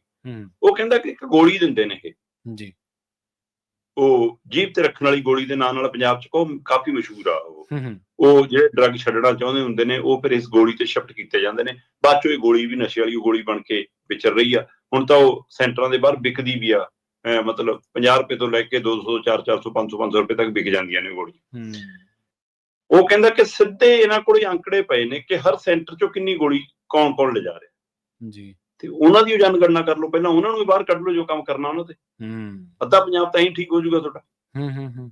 ਆਹ ਜਨਗਣਨਾ ਲਈ 150 ਕਰੋੜ ਰੁਪਇਆ ਖਰਚਣ ਦੀ ਕੀ ਲੋੜ ਪੈਗੀ। ਬਿਲਕੁਲ ਮੈਂ ਉਹਨੂੰ ਫਿਰ ਕਿਹਾ, ਮੈਂ ਕਿਹਾ ਭਰਾਵਾ ਇਹ ਐ ਨੀਗਾ ਕਿ ਰਜਿਸਟਰ ਲੈ ਕੇ ਬੰਦੇ ਜਾਣਗੇ ਮਹੱਲੇ ਗਲੀਆਂ 'ਚ ਪੁੱਛਦੇ ਫਿਰਨਗੇ ਕਿ ਤੁਹਾਡਾ ਕੋਈ ਨਿਆਣਾ ਨਸ਼ੇ ਕਰਦਾ ਜੀ, ਉਹਦਾ ਨਾਂ ਲਿਖਣਾ, ਜਿਵੇਂ ਸਕੂਲ 'ਚ ਦਾਖਲ ਕਰਾਉਣ ਲਈ ਆਉਂਦੇ ਨੇ ਜਾਂ ਉਹ ਟੀਕੇ ਲਾਉਣ ਵਾਲੇ ਆਉਂਦੇ ਨੇ, ਹਨਾ ਜੀ। ਕਹਿੰਦਾ ਜੀ ਫਿਰ ਹੋਰ ਕੀ। ਮੈਂ ਕਿਹਾ ਵੀ ਪਿਛਲੀ ਵਾਰ ਬਲਡੋਜ਼ਰ ਵਾਲਿਆਂ ਲਈ ਪੈਸੇ ਨਹੀਂ ਰੱਖੇ ਸੀ, ਇਹ 150 ਕਰੋੜ ਤਾਂ ਬਲਡੋਜ਼ਰ ਵਾਲਿਆਂ ਨੇ ਰੱਖਿਆ। ਉਹਨਾਂ ਨੂੰ ਮਸ਼ੀਨ ਵਾਲਿਆਂ ਨੂੰ ਤਾਂ ਕੁਝ ਦੇਣਾ, ਜਿਹੜੇ ਘਰ ਢਾਉਣ ਜਾਂਦੇ ਨੇ, ਜਿਹੜਾ ਨਾਲ ਪੁਲਿਸ ਵਾਲੇ ਦਿਹਾੜੀ ਤੇ ਜਾਂਦੇ ਨੇ, ਉਹ ਡੇਲੀ ਵੇਜ ਦਾ ਕੁਝ ਦੇਣਾ। ਸੋ ਇਹ ਤਾਂ 150 ਕਰੋੜ ਮੈਂ ਕਿਹਾ ਉਹਦੇ ਲਈ, ਮਤਲਬ ਘਰ ਢਾਉਣ ਦੇ ਲਈ ਯੋਜਨਾ ਲਈ ਤੁਸੀਂ ਪੈਸੇ ਰੱਖ ਰਹੇ ਹੋ। ਸਹੀ ਹੈ। ਇਸ ਸਥਿਤੀ ਦੇ ਵਿੱਚ ਮਤਲਬ ਇਹ ਸਾਰਾ ਵਰਤਾਰਾ ਸਪਸ਼ਟ ਕਰਦਾ ਕਿੱਧਰ ਨੂੰ ਜਾਣਾ ਪੰਜਾਬ ਦਾ ਬਜਟ। ਹਾਂ, ਕਹਿੰਦੇ ਜੀ ਇਸ ਬਜਟ ਦੇ ਵਿੱਚ ਸਭ ਤੋਂ ਵੱਡੀ ਜਿਹੜੀ ਪ੍ਰਾਪਤੀ ਹੈ ਉਹ ਹੈ ਜੀ ਈ ਬੱਸਾਂ, ਨਵੀਆਂ ਸੜਕਾਂ ਤੇ ਸਟਰੀਟ ਲਾਈਟਾਂ। ਠੀਕ ਹੈ ਜੀ। ਸਿਟੀ 'ਚ ਨਵੀਆਂ ਬੱਸਾਂ ਚੱਲਣਗੀਆਂ ਜਿਹੜੀਆਂ ਲੋਕਲ ਬੱਸਾਂ ਹੁੰਦੀਆਂ ਨੇ, ਤੇ ਸਟਰੀਟ ਲਾਈਟਾਂ ਲਾਵਾਂਗੇ ਤੇ ਫੋਰਨ ਵਰਗੀਆਂ ਸ਼ਹਿਰਾਂ ਦੇ ਅੰਦਰਲੀਆਂ ਸੜਕਾਂ ਬਣਾਵਾਂਗੇ। ਠੀਕ ਹੈ। ਇਹ ਮੈਨੂੰ ਦੱਸ ਦਿਓ ਜੀ, ਇਹ ਪੰਜਾਬ ਸਰਕਾਰ ਦਾ ਬਜਟ ਹੈ ਕਿ ਕਿਸੇ ਨਗਰ ਕੌਂਸਲ ਦਾ ਬਜਟ ਹੈ? ਬਈ ਸਟਰੀਟ ਲਾਈਟਾਂ ਲਾਉਣਾ ਤਾਂ ਵਾਰਡਾਂ ਦੇ ਵਿੱਚ ਕੰਮ ਨਗਰ ਕੌਂਸਲ ਦਾ। ਸਹੀ। ਅੰਦਰਲੀ ਸੜਕਾਂ ਸ਼ਹਿਰਾਂ ਦੀਆਂ ਠੀਕ ਕਰਨਾ ਕੰਮ ਤਾਂ ਇਹ ਤਾਂ ਨਗਰ ਕੌਂਸਲ ਦਾ ਕੰਮ ਹੈ, ਨਗਰ ਨਿਗਮ ਦਾ, ਨਗਰ ਕੌਂਸਲ ਦਾ। ਪਿੰਡਾਂ 'ਚ ਜੇ ਕਰਾਉਣਾ ਤਾਂ ਬਈ ਪੰਚਾਇਤਾਂ ਨੂੰ ਦੇ ਦਿਓ ਅਧਿਕਾਰ। ਇਸ ਸਾਰੇ ਬਜਟ ਦੇ ਵਿੱਚ ਮੈਂ ਪਹਿਲੇ ਪੰਨੇ ਤੋਂ ਲੈ ਕੇ ਆਖਰੀ ਪੰਨੇ ਤੱਕ ਕਈ ਵਾਰ ਗਿਆ ਜੀ। ਜੋ ਕੰਮ ਬਾਦਲ 10 ਸਾਲ ਕਰਦੇ ਰਹੇ, ਜੋ ਕੰਮ ਕਾਂਗਰਸ ਪਿਛਲੇ ਕੈਪਟਨ ਦੇ 5 ਸਾਲ ਤੇ ਅਗਲੇ ਕੈਪਟਨ ਦੇ ਚੰਨੀ ਵਾਲੇ 5 ਸਾਲਾਂ 'ਚ ਹੁੰਦਾ ਰਿਹਾ, ਉਹੀ ਕੰਮ ਹੋ ਰਿਹਾ। ਜਨਾਬ, ਪੰਜਾਬ ਦੀ 62 ਤੋਂ 65% ਦੀ ਆਬਾਦੀ ਪਿੰਡਾਂ 'ਚ ਰਹਿੰਦੀ ਹੈ। ਇੱਕ ਨਵਾਂ ਪੁੱਟੀ ਕੋਡੀ ਵੀ ਪਿੰਡਾਂ ਨੂੰ ਨਹੀਂ ਗਈ, ਨਵਾਂ ਪੈਸਾ ਵੀ ਪਿੰਡਾਂ ਨੂੰ ਨਹੀਂ ਗਿਆ, ਇੱਕ ਪੈਸਾ ਵੀ ਪਿੰਡਾਂ ਨੂੰ ਨਹੀਂ ਦਿੱਤਾ। ਨਹੀਂ ਗਿਆ, ਬਿਲਕੁਲ ਸਹੀ। ਔਰ ਇਹ ਲਗਾਤਾਰ ਹੋ ਰਿਹਾ, ਸਾਰੀਆਂ ਸਰਕਾਰਾਂ ਦੇ ਸਮੇਂ ਤੋਂ ਹੁੰਦਾ ਰਿਹਾ ਕਿ ਪੰਜਾਬ ਦੇ ਪਿੰਡਾਂ ਲਈ ਬਜਟ ਦੇ ਵਿੱਚ ਕੁਝ ਵੀ ਨਹੀਂ। ਉਲਟਾ ਸਾਡੀਆਂ ਸ਼ਾਮਲਾਟਾ ਜ਼ਮੀਨਾਂ 'ਚੋਂ ਜਿਹੜੀ ਪੰਚਾਇਤਾਂ ਨੂੰ ਆਮਦਨ ਆਉਂਦੀ ਆ, ਉਹਦੇ ਨਾਂ ਦੇ ਉੱਚੋਂ ਕੱਢ ਕੇ ਪੈਸੇ ਉਹਦੇ ਵਿੱਚੋਂ ਪੰਜਾਬ ਦਾ ਪੰਚਾਇਤ ਵਿਭਾਗ ਚੱਲਦਾ ਜੀ, ਸੈਕਟਰੀ ਦੀ ਤਨਖਾਹ ਜੀ, ਉਹਨਾਂ ਦੀ ਤਨਖਾਹ ਉਲਟਾ ਲੈ ਰਹੇ ਨੇ ਪਿੰਡਾਂ ਤੋਂ। ਉਹ ਲੈ ਦੇ ਕੇ ਕੱਲੀ ਨਰੇਗਾ ਵਾਲੀ ਸਕੀਮ ਰਾਹੀਂ ਪਿੰਡਾਂ 'ਚ ਘੁਸਾਈ ਜਾਂਦਾ ਤੇ ਉਸੇ ਨੂੰ ਐਮਐਲਏ ਆਪਣੇ ਖਾਤਿਆਂ 'ਚ ਪਾਈ ਜਾਂਦੇ ਨੇ, ਉਸੇ ਨੂੰ ਐਮਪੀ ਆਪਣੇ ਖਾਤਿਆਂ 'ਚ ਪਾਈ ਜਾਂਦੇ ਨੇ। ਸੋ ਪਿੰਡਾਂ ਨੂੰ ਸਿੱਧੀ ਅਦਾਇਗੀ ਕੋਈ ਨਹੀਂ ਹੋ ਰਹੀ। ਚਲੋ ਅੱਗੇ ਆ ਜਾਓ ਜੀ। ਕਹਿੰਦੇ ਜੀ ਅਸੀਂ ਹੁਣ ਜਿਹੜਾ ਮੈਂ ਕੁੱਲ ਮਿਲਾ ਕੇ ਦੇਖਾਂ 176 ਪਿੰਡਾਂ 'ਚ ਕਹਿੰਦੇ ਪਾਈਪ ਰਾਹੀਂ ਪਾਣੀ ਪਹੁੰਚਾਵਾਂਗੇ। ਠੀਕ ਹੈ ਜੀ। ਜੇਲ੍ਹਾਂ 'ਚ AI ਕੈਮਰੇ ਲਾ ਦਾਂਗੇ। ਮੈਡੀਕਲ ਖੇਤਰ ਦੇ ਲਈ 1336 ਕਰੋੜ ਦਾ ਬਜਟ ਰੱਖਿਆ ਜੀ। ਕਹਿੰਦੇ ਸਾਡਾ ਸਭ ਤੋਂ ਜ਼ਿਆਦਾ ਧਿਆਨ ਮੈਡੀਕਲ ਤੇ ਸਿੱਖਿਆ ਤੇ ਹੀ ਹੈ ਜੀ। ਤੇ ਸਿੱਖਿਆ ਦੇ ਲਈ 17,925 ਕਰੋੜ ਦਾ ਬਜਟ ਰੱਖਿਆ। ਬਿਲਕੁਲ ਸਿੱਖਿਆ, ਸਿਹਤ, ਜੇ ਦੋ ਕੰਮ ਤੰਦਰੁਸਤ ਹੋ ਜਾਣ ਤਾਂ ਕਾਫੀ ਮਸਲੇ ਹੱਲ ਹੋ ਸਕਦੇ ਨੇ, ਬਸ਼ਰਤੇ ਉਹਦੇ ਉੱਤੇ ਰਾਜਨੀਤੀ ਨਾ ਹੋਵੇ। ਖੇਤੀ ਵਾਲੀ ਬਿਜਲੀ ਸਬਸਿਡੀ ਕਹਿੰਦੇ ਦਿੰਦੇ ਰਵਾਂਗੇ। ਇਹ ਤੋਂ ਬਿਨਾਂ ਕਰਜ਼ੇ ਵਾਲੇ ਮਸਲੇ ਤੇ ਕੋਈ ਉਹ ਨਹੀਂ, MSP ਫਸਲ ਵਾਲੇ ਮਸਲੇ ਤੇ ਕੋਈ ਉਹ ਨਹੀਂ, ਹੈ ਨਾ, ਜਿਹੜੀਆਂ ਖੁਦਕੁਸ਼ੀਆਂ ਹੋ ਰਹੀਆਂ ਉਹਦੇ ਉੱਤੇ ਕੋਈ ਉਹ ਨਹੀਂ, ਕਿਤੇ ਨਹੀਂ ਕੁਛ ਕਿਸਾਨੀ ਲਈ ਹੋ। ਇਹ ਤਾਂ ਸਬਸਿਡੀ ਚੱਲੀ ਆਉਂਦੀ ਹੈ, ਫਿਰ ਤੁਸੀਂ ਕੀ ਦਿੱਤਾ? ਤੁਸੀਂ ਨਵਾਂ ਕੀ ਕਰ ਰਹੇ ਹੋ? ਇੰਡਸਟਰੀ ਦੇ ਲਈ ਨਵੀਂ ਪਾਲਿਸੀ ਲਿਆਵਾਂਗੇ। ਇਹ ਜਿੱਦਾਂ ਤੱਕ ਲੁਧਿਆਣੇ ਦੀ ਜਿਮਨੀ ਚੋਣ ਨਹੀਂ ਹੁੰਦੀ ਉਧਰ ਤੱਕ ਲਈ ਹੈ। ਪੰਜਾਬ ਨੂੰ ਅਜੇ ਤੱਕ ਨਾ ਖੇਡ ਪਾਲਿਸੀ ਮਿਲੀ, ਨਾ ਸੱਭਿਆਚਾਰ ਪਾਲਿਸੀ ਮਿਲੀ, ਨਾ ਖੇਤੀ ਪਾਲਿਸੀ ਮਿਲੀ। ਅਸੀਂ ਫਿਰੀ ਜਾਂਦੇ ਆਂ ਭਟਕਦੇ। ਉਹੀ ਇੰਡਸਟਰੀ ਪਾਲਿਸੀ ਬਣਾ ਦੋਗੇ ਤੁਸੀਂ। ਸਹੀ। ਸਰਕਾਰੀ ਸੇਵਾਵਾਂ ਕਹਿੰਦੇ ਹੁਣ 50 ਰੁਪਏ 'ਚ ਮਿਲਣਗੀਆਂ ਜੀ, ਹੈ ਨਾ। ਬੀਮਾ ਕਵਰ ਅਸੀਂ 5 ਲੱਖ ਤੋਂ ਵਧਾ ਕੇ 10 ਲੱਖ ਕਰਤਾ, ਸਿਹਤ ਬੀਮਾ ਕਵਰ, ਹੈ ਨਾ। ਇਹ ਭਾਈ ਕੇਂਦਰ ਵਾਲੀ ਤਜਵੀਜ਼ ਨੂੰ ਅੱਗੇ ਵਧਾ ਲਓ। ਹੁਣ ਤੁਸੀਂ ਉਹਨਾਂ ਨਾਂ ਅਪਣਾ ਲਏ, ਹੁਣ ਤਾਂ ਤੁਸੀਂ ਕਹਿ ਨਹੀਂ ਸਕਦੇ ਵੱਖਰੇ। ਸੋ ਵੈਸੇ ਸਥਿਤੀ ਇਹ ਆ ਕਿ ਸਰਕਾਰੀ ਹਸਪਤਾਲ ਜਾਂ ਪ੍ਰਾਈਵੇਟ ਹਸਪਤਾਲ ਅੱਜ ਕੱਲ ਆਯੁਸ਼ਮਾਨ ਕਾਰਡ ਵਾਲਿਆਂ ਨੂੰ ਜਾਂ ਏਦਾਂ ਸਰਕਾਰੀ ਬੀਮਾ ਧਾਰਕਾਂ ਨੂੰ ਇਲਾਜ ਨਹੀਂ ਦਿੰਦੇ। ਅਗਲੇ ਕਹਿੰਦੇ ਭਾਈ ਅਦਾਇਗੀ ਨਹੀਂ ਹੁੰਦੀ ਸਾਡੀ। ਤਾਂ ਆ ਚੰਡੀਗੜ੍ਹ ਦੇ 32 ਸੈਕਟਰ ਤੱਕ ਵਾਲੇ ਹਸਪਤਾਲਾਂ ਨੇ ਬੰਦ ਕਰਤੀ ਹੈ ਪ੍ਰਕਿਰਿਆ ਕਿ ਨਹੀਂ ਜੀ ਆਯੁਸ਼ਮਾਨ ਕਾਰਡ ਨਹੀਂ ਚੱਲੂਗਾ, ਕਿਉਂਕਿ ਜੀ ਸਾਡੇ ਕੋਲ ਤਾਂ ਪਿਛਲੀ ਅਦਾਇਗੀ 3-3 ਸਾਲਾਂ 2-2 ਸਾਲਾਂ ਦੀ ਨਹੀਂ। ਫਿਰ ਅਗਲੇ ਕਾਹਦਾ ਇਹ ਐਲਾਨ ਦਾ ਕੀ ਫਾਇਦਾ ਜੀ? ਇਹ ਜਾਂਦਾ ਹੈ ਜੀ। 150 ਕਰੋੜ ਨਸ਼ਾ ਮੁਕਤੀ ਲਈ ਖਰਚਾਂਗੇ। 817 ਭ੍ਰਸ਼ਟ ਅਧਿਕਾਰੀ ਕਹਿੰਦੇ ਸੀ ਗ੍ਰਿਫਤਾਰ ਕਰ ਲਏ। 3 ਸਾਲਾਂ 'ਚ ਬਦਲਾਅ ਦੀ ਤਸਵੀਰ ਅਸੀਂ ਪੇਸ਼ ਕਰਤੀ ਆ, ਹੈ ਨਾ। ਤੇ ਇਸੇ ਤਰ੍ਹਾਂ ਜੰਗਲੀ ਜਾਨਵਰਾਂ ਦੇ ਫਸਲਾਂ ਦੇ ਨੁਕਸਾਨ ਦਾ ਮੁਆਵਜ਼ਾ ਦੇਵਾਂਗੇ। ਬਠਿੰਡਾ 'ਚ 100 ਬੈੱਡ ਦਾ ਹਸਪਤਾਲ ਖੋਲਾਂਗੇ। ਕੁੱਲ ਮਿਲਾ ਕੇ ਕੈਸ਼ਲੈਸ ਇਲਾਜ ਬੀਮਾ ਜਿਹੜਾ 5 ਲੱਖ ਤੋਂ 10 ਲੱਖ ਹੈ, ਤੇ CM ਸਟਰੀਟ ਲਾਈਟ ਯੋਜਨਾ ਹੈ, 2.5 ਲੱਖ ਸਟਰੀਟ ਲਾਈਟਾਂ ਲਾਵਾਂਗੇ। ਸੋ ਜਿਵੇਂ ਮੋਦੀ ਜੀ ਹਰ ਚੀਜ਼ ਦਾ ਉਦਘਾਟਨ ਉਵੇਂ ਹੁਣ CM ਦੇ ਨਾਂ ਦੇ ਉੱਤੇ ਹੈ ਨਾ। ਸੋ ਹਰ ਪਿੰਡ 'ਚ ਕਹਿੰਦੇ ਖੇਲ ਮੈਦਾਨ ਬਣੂ, ਮਤਲਬ 12,000 ਪਿੰਡਾਂ 'ਚ ਖੇਲ ਮੈਦਾਨ ਤੇ 3,000 ਇੰਡੋਰ ਸਟੇਡੀਅਮ ਜੇ ਬਣ ਜਾਵੇ ਬਈ, ਪੰਜਾਬ ਸਾਰਾ ਗਰਾਊਂਡ 'ਚ ਨਾ ਆ ਜਾਵੇ, ਜਵਾਨੀ ਸਾਰੀ ਗਰਾਊਂਡਾਂ 'ਚ ਨਾ ਜਾਵੇ। ਬਣਾਓ ਤਾਂ ਸਹੀ ਨਾ। ਇਹ ਤਾਂ ਪਿਛਲੀਆਂ ਸਰਕਾਰਾਂ ਸੁਣਦੇ ਆਉਂਦੇ, ਤੁਹਾਡੇ ਪਿੰਡ ਸਟੇਡੀਅਮ ਉਹ ਅਜੇ ਤੱਕ ਪੂਰ ਨਹੀਂ ਪੈਂਦੇ। ਅਗਲੇ ਸਾਲ ਪੰਜਾਬ 'ਚ 150 ਕਰੋੜ ਖਰਚ ਕੇ ਡਰੱਗ ਜਨਗਣਨਾ ਕਰਾਵਾਂਗੇ। ਹਰ ਵਿਧਾਨ ਸਭਾ ਖੇਤਰ ਦੇ ਲਈ ਵਿਕਾਸ ਕੰਮਾਂ ਲਈ 5 ਕਰੋੜ ਰੁਪਈਆ ਦੇਵਾਂਗੇ। ਪੰਜਾਬ 'ਚ ਇੰਡਸਟਰੀ ਨੂੰ ਪ੍ਰਫੁੱਲਤ ਕਰਨ ਲਈ 250 ਕਰੋੜ ਖਰਚਾਂਗੇ ਤੇ ਨਵੀਂ ਇੰਡਸਟਰੀ ਪਾਲਿਸੀ ਲਿਆਵਾਂਗੇ। ਜੇਲ੍ਹਾਂ 'ਚ ਕੈਮਰੇ ਲਾਵਾਂਗੇ। 406 ਦੇ ਕਰੀਬ ਸਰਕਾਰੀ ਸੇਵਾਵਾਂ ਜਿਹੜੀਆਂ 120 'ਚ ਮਿਲਦੀਆਂ ਸੀ, ਹੁਣ 50 ਰੁਪਏ 'ਚ ਮਿਲਿਆ ਕਰਨਗੀਆਂ। ਤੇ ਰੰਗਲਾ ਪੰਜਾਬ ਸਕੀਮ ਦੇ ਲਈ 585 ਕਰੋੜ ਖਰਚਾਂਗੇ। ਠੀਕ ਹੈ। ਇਸ ਵਾਰ ਬਜਟ ਦੀ ਥੀਮ ਜਿਹੜੀ ਰੱਖੀ, ਮੇਰਾ ਪੰਜਾਬ ਬਦਲਦਾ ਪੰਜਾਬ। ਸੋ ਇਸ ਟੈਗਲਾਈਨ ਦੇ ਹੇਠ ਇਹਨਾਂ ਨੇ ਇਹ ਪੇਸ਼ ਕੀਤਾ ਕਿ ਜੀ ਅਸੀਂ ਰੰਗਲਾ ਪੰਜਾਬ ਸਕੀਮ ਲਿਆਏ ਹਾਂ। ਹੁਣ ਪ੍ਰਵੀਨ ਜੀ, ਜਦੋਂ 300 ਸਾਲਾ ਸੀ ਨਾ ਸ੍ਰੀ ਖਾਲਸਾ ਪੰਥ ਦੀ ਸਥਾਪਨਾ ਦਾ, ਹੈ ਨਾ, ਉਸ ਸਮੇਂ ਬਾਦਲਾਂ ਨੇ ਅਨੰਦਪੁਰ ਸਾਹਿਬ ਨੂੰ ਵਾਈਟ ਸਿਟੀ ਦੇ ਨਾਂ ਤੇ ਐਲਾਨਿਆ। ਜੀ ਬਿਲਕੁਲ ਬਿਲਕੁਲ। ਸਾਰਾ ਸ਼ਹਿਰ ਸਫੇਦ ਹੋਊਗਾ ਜੀ, ਸ਼ਾਂਤੀ ਦਾ ਪ੍ਰਤੀਕ, ਏਕਤਾ ਦਾ ਪ੍ਰਤੀਕ, ਇੱਕ ਸਰੂਪ। ਤੇ ਉਹ ਬਾਅਦ ਚੋਂ ਜੀ ਕਿਸੇ ਮਤਲਬ ਕੰਪਨੀ ਨਾਲ, ਪੇਂਟ ਵਾਲੀ ਨਾਲ ਠੇਕਾ ਕਰਕੇ ਤੇ ਕੁੱਚੀਆਂ ਫੇਰਤੀਆਂ ਘਰਾਂ ਦੇ ਬਾਹਰ, ਜਿਹੜਾ ਪਹਿਲੇ ਮੀਂਹ 'ਚ ਉਤਰ ਜਾਵੇ ਰੰਗ, ਹੈ ਨਾ। ਸੋ ਉਹ ਪਤਾ ਨਹੀਂ, ਹੁਣ ਸਾਨੂੰ ਨਹੀਂ ਪਤਾ ਕਿ ਕਿੰਨੇ 'ਚ ਸਫੇਦ ਹੋਇਆ। ਉਹ ਵਾਈਟ ਸਿਟੀ ਦਾ ਮੁੜ ਕੇ ਰੰਗ ਲੱਭਿਆ ਨਹੀਂ। ਉਹ ਹੁਣ ਇੱਥੇ ਰੰਗਲਾ ਪੰਜਾਬ, ਭਾਈ ਰੰਗ ਨਹੀਂ ਕਰਨਾ ਪੰਜਾਬ ਨੂੰ ਕਿ ਤੁਸੀਂ ਜੀ ਇੰਨੇ ਕਰੋੜ ਰੱਖ ਲਿਆ ਜੀ। ਹੁਣ ਡੀਸੀਆਂ ਨੂੰ ਅਧਿਕਾਰ ਦਿੱਤਾ ਕਿ DC ਰੰਗਲਾ ਪੰਜਾਬ ਬਣਾਉਣਗੇ। ਸਕੀਮ ਜੀ ਡੀਸੀਆਂ ਰਾਹੀਂ ਚੱਲੂਗੀ। ਹਰੇਕ ਹਲਕੇ ਦੇ ਵਿੱਚ ਕਿੰਨਾ ਕਿੰਨਾ ਕੰਮ ਕਰਨਾ, 5-5 ਕਰੋੜ ਖਰਚ ਦੇਣਾ ਜੀ, ਅਸੀਂ ਬਣ ਗਿਆ ਰੰਗਲਾ ਪੰਜਾਬ। ਸੋ ਤਜਵੀਜ਼ ਤੇ ਕੰਮ ਕਿਤੇ ਨਜ਼ਰ ਨਹੀਂ ਆਇਆ। ਸੋ ਚੀਮਾ ਸਾਹਿਬ ਖਾਸਾ ਲੰਬਾ ਚੌੜਾ ਭਾਸ਼ਣ ਦਿੱਤਾ, ਜਿਵੇਂ ਸਕੂਲ 'ਚ ਜਵਾਕ ਨੂੰ ਮਾਸਟਰ ਕਹਿੰਦਾ ਪੜ੍ਹਦੇ ਤੇ ਉੱਠ ਕੇ ਪੜ੍ਹ ਦਿੱਤਾ। ਸੋ ਇਹ ਸਕ੍ਰਿਪਟ ਕਿੱਥੋਂ ਆਈ ਸੀ ਜਿਹਦੇ ਵਿੱਚੋਂ ਪੰਜਾਬ ਦੇ ਬਜਟ ਦਾ ਝਲਕਾਰਾ ਘੱਟ ਤੇ ਨਗਰ ਨਿਗਮ, ਨਗਰ ਕੌਂਸਲ ਦੇ ਬਜਟ ਦਾ ਝਲਕਾਰਾ ਵੱਧ ਨਜ਼ਰ ਆਇਆ। ਹਾਂਜੀ ਬਿਲਕੁਲ। ਦੇਖੋ, ਦੂਜੀ ਗੱਲ ਇਹ ਵੀ ਹੈ ਨਾ ਸ਼ਰਮਾ ਜੀ, ਕਿ ਜਿੱਥੇ ਤੁਸੀਂ ਰਹਿ ਰਹੇ ਹੋ, ਜਿਸ ਵੀ ਖਿੱਤੇ ਦੇ ਵਿੱਚ, ਜਿਸ ਵੀ ਖਿੱਤੇ ਦੀ ਸਰਕਾਰ ਹੈ, ਤੁਹਾਡਾ ਜਿਹੜਾ ਬੁਨਿਆਦੀ ਢਾਂਚਾ ਜਾਂ ਤੁਹਾਡੇ ਲੋਕਾਂ ਦੀ ਪਰਚੇਜ਼ਿੰਗ ਪਾਵਰ, ਇਹ ਵੀ ਤੈਅ ਕਰਦੀ ਹੈ ਕਿ ਤੁਹਾਡੀ GDP ਕਿੱਧਰ ਨੂੰ ਜਾਊਗੀ। ਔਰ ਜਦੋਂ ਤੁਹਾਡਾ ਬੁਨਿਆਦੀ ਢਾਂਚਾ ਤਾਂ ਖੜਾ, ਤੁਸੀਂ ਜਿਹੜਾ ਸੜਕਾਂ ਟੁੱਟੀਆਂ ਪਈਆਂ ਜਿਹੜੀਆਂ ਨੂੰ ਬਣਾਉਣ ਵਾਸਤੇ ਤੁਸੀਂ ਕਰਜ਼ਾ ਚੁੱਕ ਰਹੇ ਹੋ। ਦੂਜਾ ਇਹ ਹੈ ਕਿ RDF ਤੁਹਾਡਾ ਰਿਲੀਜ਼ ਨਹੀਂ ਹੋ ਰਿਹਾ। 11-12 ਹਜ਼ਾਰ ਕਰੋੜ ਰੁਪਏ ਦੀ ਆਪਾਂ ਕਿੰਨੇ ਵਾਰੀ ਉਹ ਗੱਲ ਕੀਤੀ ਹੈ, ਸਾਰੇ ਪੈਸਿਆਂ ਦੀ। ਦੂਜਾ ਹੈ ਕਿ ਜਿਹੜਾ ਪੰਚਾਇਤਾਂ ਦੇ ਅਧਿਕਾਰ ਦੀ ਗੱਲ ਕੀਤੀ ਹੈ, ਜਾਂ ਹੋਰ ਜਿਹੜੇ ਮਾਮਲੇ ਨੇ, ਜਿੰਨਾ ਚਿਰ ਲੋਕਾਂ ਨੂੰ ਕੋਈ ਰਾਹਤ ਨਹੀਂ, ਚਲੋ ਕੋਈ ਨਵਾਂ ਟੈਕਸ ਨਹੀਂ ਗਾ, ਪਰ ਫਿਰ ਵੀ ਲੋਕ ਕਮਾਈ ਕਿੱਥੋਂ ਆਊਗੀ, ਲੋਕ ਖਾਣਗੇ ਕੀ, ਲੋਕਾਂ ਦੇ ਕੋਲੇ ਅਗਲੇ ਸਾਲ ਦੇ ਲਈ ਖਰਚਣ ਨੂੰ ਕੀ ਹੈ, ਕੀ ਸਕੀਮਾਂ ਦੇ ਐਲਾਨ ਹੁਣ ਬਜਟ ਮੈਂ ਕਹਿੰਦਾ ਤੁਸੀਂ ਲੋਕਾਂ ਦੀ ਫਿਕਰ ਤਾਂ ਕਰਦੀਆਂ ਹੀ ਨਹੀਂ ਸਰਕਾਰਾਂ ਨਾਲ। ਜੀ ਘੱਟੋ ਘੱਟ ਆਪਣਾ ਅਗਲਾ ਸਾਲ ਕਿਵੇਂ ਲੰਘਾਓਗੇ, ਸਾਨੂੰ ਇਹੀ ਦੱਸ ਦਿਓ। ਪੈਸੇ ਰੱਖੇ ਨੇ, ਲਿਆਓਗੇ ਕਿੱਥੋਂ? ਸਹੀ ਗੱਲ ਹੈ, ਬਿਲਕੁਲ ਇਹ ਤਾਂ ਦੱਸੋ। ਬਜਟ ਤਾਂ ਇਹ ਤਾਂ ਹੁੰਦਾ ਕਿ ਅਸੀਂ ਆਹ ਪੈਸੇ ਇੰਨੇ ਰੱਖੇ, ਇੱਥੋਂ ਆਉਣਗੇ, ਕੋਈ ਹਿਸਾਬ ਹੀ ਨਹੀਂ। ਜੀ ਬਿਲਕੁਲ। ਅਗਲੀ ਗੱਲ ਕਰੀਏ ਬਜਟ ਦੇ ਇੱਕ ਹੋਰ ਪਹਿਲੂ ਦੇ ਬਾਰੇ, ਕਿ ਪੰਜਾਬ ਦਾ 65% ਜਿਹੜਾ ਬਜਟ ਹੈ ਉਹ ਸਿਰਫ 4 ਕੰਮਾਂ ਦੇ ਲਈ ਰੱਖਿਆ ਗਿਆ, ਤੇ ਬਾਕੀ ਸਾਰੇ ਪੰਜਾਬ ਦੇ ਲਈ 35% ਜਿਹੜਾ ਪੰਜਾਬ ਦੇ ਹਿੱਸੇ ਆ ਬਾਕੀ ਸਾਰੇ ਦੇ, ਉਹ ਕਿਹੜੇ 4 ਕੰਮ ਨੇ ਜਿਹੜਾ 65% ਬਜਟ ਜਿਹੜਾ ਪੰਜਾਬ ਦਾ ਉਹ ਖਾ ਜਾਂਦੇ? ਪ੍ਰਵੀਨ ਜੀ, ਜੇ ਨਾ ਵੀ ਰੱਖਣ ਨਾ, ਤਾਂ ਵੀ ਇਹਨਾਂ ਚੋਂ 3 ਕੰਮਾਂ ਲਈ ਤਾਂ ਜਾਣਾ ਹੀ ਜਾਣਾ ਜੀ। ਮਤਲਬ 50% ਦੇ ਕਰੀਬ ਤਾਂ ਬਜਟ ਇਹਨਾਂ 3 ਕੰਮਾਂ ਲਈ ਜਾਣਾ ਹੀ ਜਾਣਾ, ਚਾਹੇ ਰੱਖਣ ਚਾਹੇ ਨਾ ਰੱਖਣ। ਉਹਦੇ ਵਿੱਚੋਂ ਕਰਜ਼ਾ ਜੀ, ਉਹਦੇ ਵਿੱਚੋਂ ਤਨਖਾਹਾਂ ਤੇ ਪੈਨਸ਼ਨਾਂ, ਉਹਦੇ ਵਿੱਚੋਂ ਬਿਜਲੀ ਸਬਸਿਡੀ, ਇਹ ਤਾਂ ਦੇਣਾ ਹੀ ਪੈਣਾ।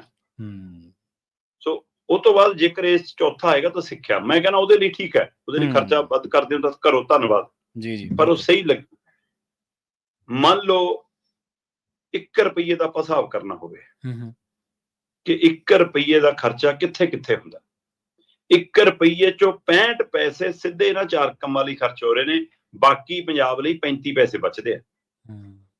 ਹਲੋ, ਮੇਰੇ ਕੋਲ ਪੂਰਾ ਹਿਸਾਬ ਕਿਤਾਬ ਪਿਆ, ਜੇ ਮੈਂ ਉਹਦੇ ਤੁਹਾਡੇ ਹਵਾਲੇ ਨਾਲ ਰੱਖਾਂ। ਕਹਿੰਦੇ ਜੀ ਸਭ ਤੋਂ ਵੱਧ ਪੈਸਾ ਤਨਖਾਹਾਂ ਤੇ ਪੈਨਸ਼ਨਾਂ 'ਚ ਜਾ ਰਿਹਾ। 24 ਪੈਸੇ 1 ਰੁਪਈਏ ਚੋਂ 24 ਪੈਸੇ ਮਤਲਬ 24% ਕੁੱਲ ਬਜਟ ਦਾ ਸਿੱਧਾ ਪੈਸਾ ਪੈਨਸ਼ਨਾਂ ਤੇ ਤਨਖਾਹਾਂ 'ਚ ਜਾਂਦਾ, ਤੇ ਦੇਣਾ ਹੀ ਪੈਣਾ। ਉਹ ਵੀ ਲੇਟ ਮਿਲਦੀਆਂ ਅੱਜ ਕੱਲ੍ਹ, ਉਹ ਵੀ ਸਮੇਂ ਸਿਰ ਨਹੀਂ ਮਿਲਦੀਆਂ। ਫਿਰ ਵਿਆਜ ਦਾ 21% ਵਿਆਜ 'ਚ ਜਾਂਦਾ। ਮੈਂ ਇਕੱਲੇ ਵਿਆਜ ਦੀ ਗੱਲ ਕਰ ਰਿਹਾ, ਮੂਲ ਦੀ ਗੱਲ ਨਹੀਂ।